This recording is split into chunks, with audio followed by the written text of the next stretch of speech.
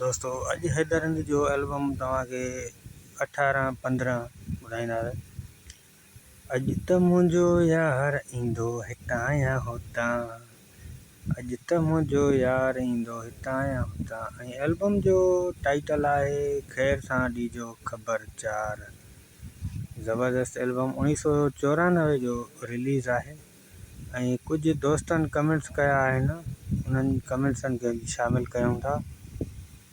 Farooq Ahmad India खां comments कई आहे त एल्बम बहितरीनु आहे जलाल चांडे जो।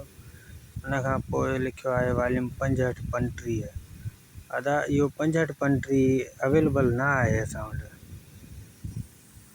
उनखां पोइ ॿियूं कुझु कमेंट्स आहिनि, उहे बि शामिल कयूं था। ऐं फारूक अहमद वरी लिखियो आहे त 65-35 जेको आहे असां यूट्यूब ते कोन ॾिठो आहे। सो मां पहिरियों तव्हांखे कमेंट्स में चयो त मौजूदु आहे, पर आउं चेक करे बीठो आहियां त मूंखे नज़र न आयो, मूं वटि कोन आहे इहो। भाई वॾी महिरबानी, तव्हां कमेंट्स कयो पिया, लख थोरा। उनखां पोइ हिकिड़ो ॿियो दोस्त आहे, उनजी कमेंट्स शामिल कयूं। उनखां पोइ अली मोहम्मद साहब, उन लिखियो आहे उर्स चाढ़ियो वॉल्यूम 53। ऐं उनखां पोइ लिखियो आहे आख़िरी उर्स वॉल्यूम। वॾी महिरबानी अली मोहम्मद साहब, इहे इंशाल्लाह शामिल कंदासीं कुझु ॾींहंनि में। ऐं तव्हांखे एल्बम जे बारे में कुझु ॿुधाईंदा हलूं त एल्बम हैदर अली जो ई ज़बरदस्त आहे। ऐं हिन में कहिड़ा कहिड़ा कलाम आहिनि, कहिड़नि शाइरनि जा आहिनि। ख़ासि प्रोग्राम ख़ासि इन जे लाइ ई आहे त तव्हांखे कलाम ॿुधाया वञनि ऐं वॉल्यूम ॿुधायो वञे ऐं एल्बम कहिड़े साल में आयल आहे उहो वक़्तु तव्हांखे ॿुधायो वञे। ऐं त जीअं तव्हांखे कलाम ॻोल्हण ऐं वॉल्यूम ॻोल्हण में आसानी थी वञे। ऐं प्रोग्राम रखियो इन लाइ आहे त काफ़ी दोस्त सर्चिंग कंदा रहंदा आहिनि यूट्यूब ते, ऐं इहो ई ॾिसंदा रहंदा आहिनि त हीअ हाणे कलाम ॾिसो। तव्हांखे थोरो मिसाल ॾियां, कलाम आहे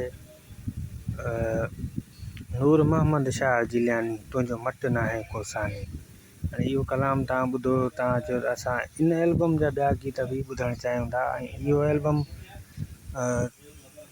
इहो एल्बम तव्हांखे कीअं ख़बर पवंदी, जॾहिं तव्हां मुंहिंजे चैनल ते विज़िट कंदव तव्हांखे सॼी ख़बर पइजी वेंदी त हिन एल्बम में कहिड़ा कलाम आहिनि ऐं केतिरा कलाम आहिनि, कहिड़नि कहिड़नि शाइरनि जा, कहिड़ा कहिड़ा भला कलाम आहिनि, कहिड़ा कीअं आहिनि, और सॼी ख़बर पइजी वेंदी। हाणे हिन एल्बम जो टाइटल लॻल आहे ख़ैर सां ॾिजो ख़बरचार।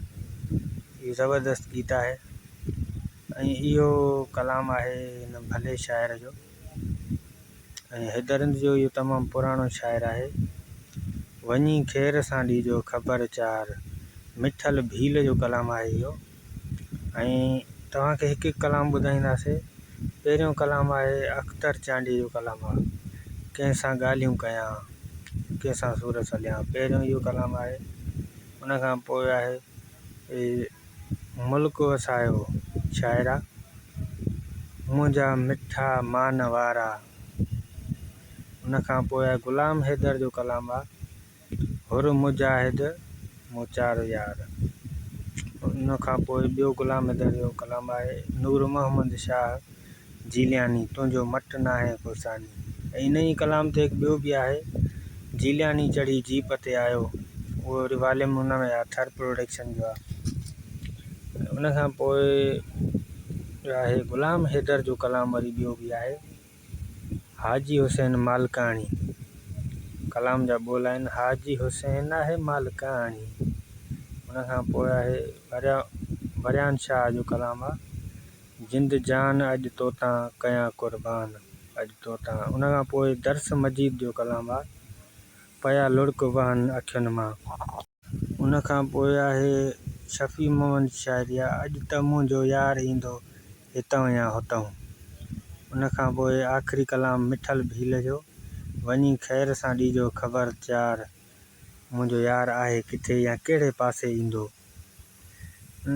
हाणे तव्हांखे जेकॾहिं वीडियो पसंदि आयो हुजे त वीडियो खे लाइक ज़रूरु करे छॾींदा ऐं पंहिंजे दोस्तनि ताईं शेयर ज़रूरु कंदा, जीअं उन्हनि खे कलाम ऐं एल्बम ॻोल्हण में तमामु घणी आसानी थी वञे। ठीकु आहे दोस्तों, नेक्स्ट टाइम वरी इकठे आहियूं ॿिए वीडियो में।